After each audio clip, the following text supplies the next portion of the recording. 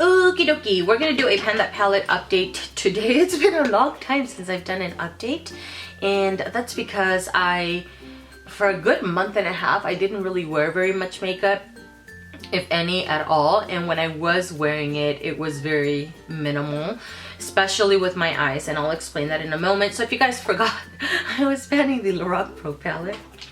I'm so bad at this. And the Becca times Chrissy Teagan palette. I'm not bad at it, I just don't wear a ton of makeup, and I don't wear it every single day, and when I do wear it, it's lightly. Today I did go a little bit heavier than usual.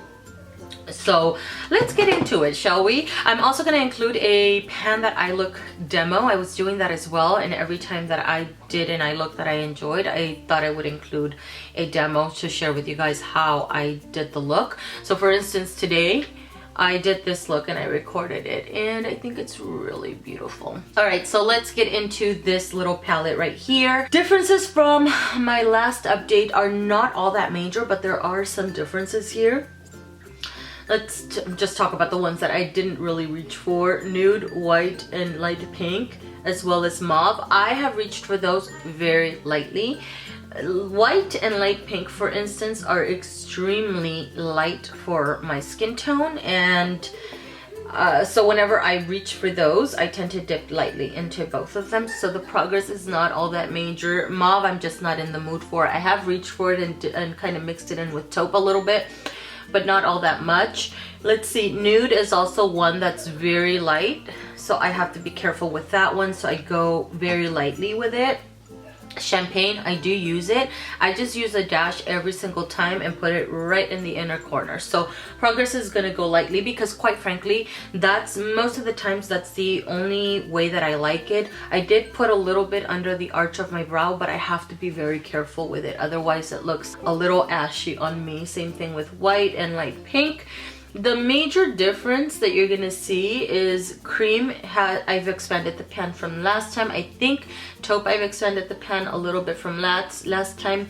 Pewter, maybe a dash, as well as espresso. The shadow that I recently hit pan on is gold, and that's because within the last 2 weeks to maybe 3 weeks or something like that, whenever I've done my makeup, a lot of the times I go very minimal with my eyes, especially because it's gotten pretty hot lately. Today it's a little bit cooler, which is why I'm wearing a full face of makeup. But anyways, I've been reaching for gold quite a bit, just the one shadow kind of look. I grab it with my finger and just smudge it on my lid and blend it into the crease area, and it makes for a very quick eye look, no fuss kind of situation, run out the door kind of deal. So that is the way that I was able to deepen up the pan or deepen up the shadow and then hit pan on it and expand it.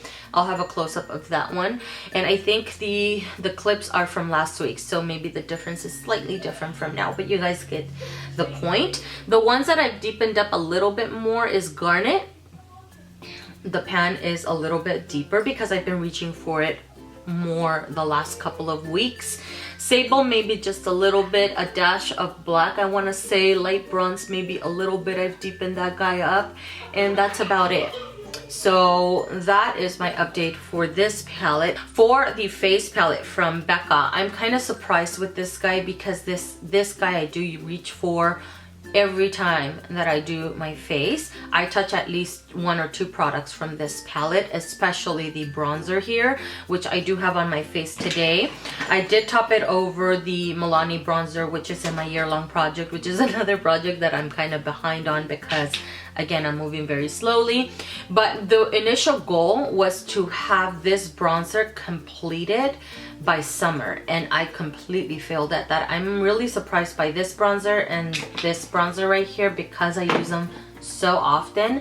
I thought for sure this guy would have been done, and there's like no, I don't see the pan coming anytime soon for some reason. I have though, you're gonna be able to see a difference from the last time to this time, that the pan, I've deepened it up quite a bit. I know I'm close to the pan, I just don't know how much. And I'm surprised because this is a dense bronzer, but it's not so dense where I don't feel like I pick it up. I do, and I don't feel like I have to dig for this guy too much, and yet it's still going. So I'm getting my money's worth for sure. I'm really happy about it because I really like this bronze. I really like this palette in general though. I think it's great. The two highlights, pretty much the only highlights I tend to stick to 99% of the time if I'm not using something else, but majority of the times I do reach for these two and I do have them on my face. But what I tend to do is just go like this, tap a little bit off, and then just grace it on my cheekbone here and even on the tips of my nose.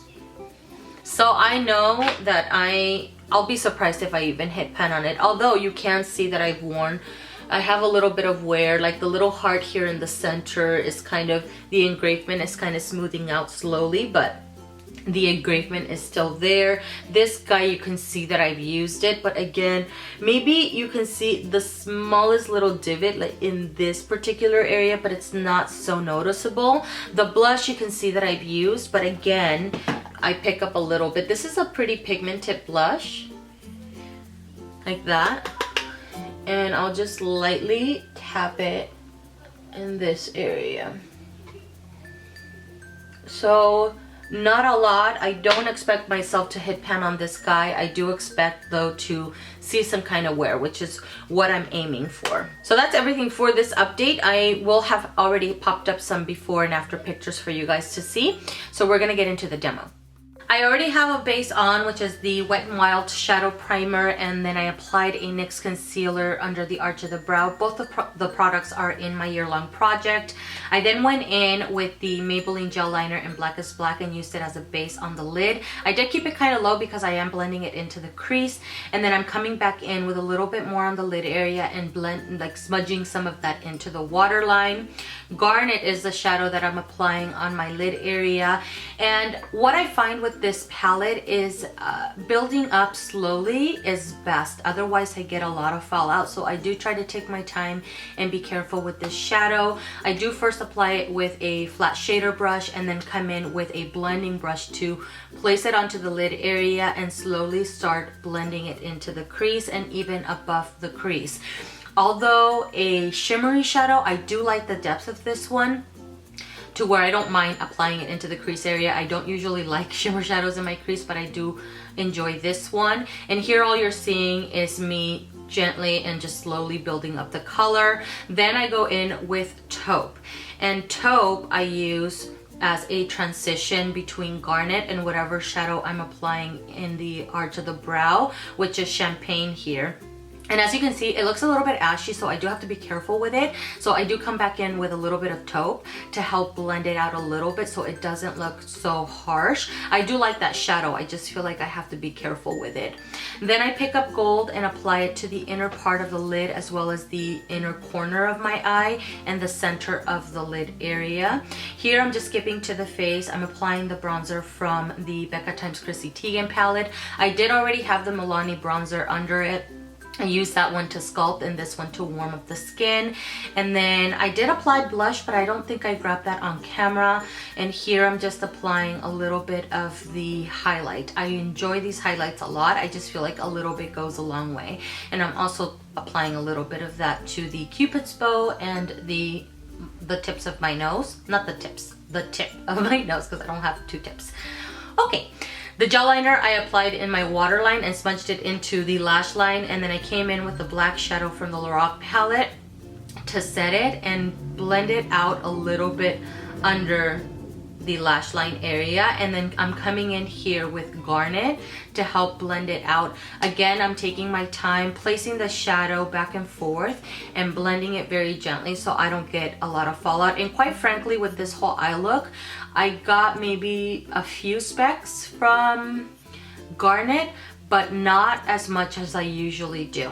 I do find that applying these a little bit at a time does help. So here I'm just going back and forth with the black shadow and garnet just to make sure everything is blended out. And I'm also rounding it out towards the upper part of the outer lid area. Here I'm coming in with a clean blending brush just to make sure everything's blended and I don't have any harsh lines.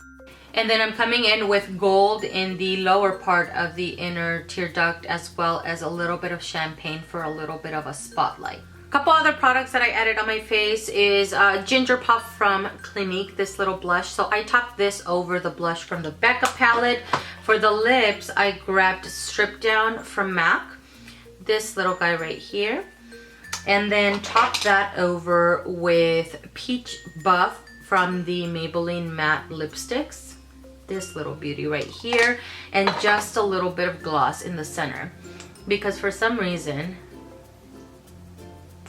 it didn't want to stick to the center of my lips. So that's everything, guys. Thank you so much for taking the time to watch. I really appreciate it, and I will see you guys in the next one. Bye.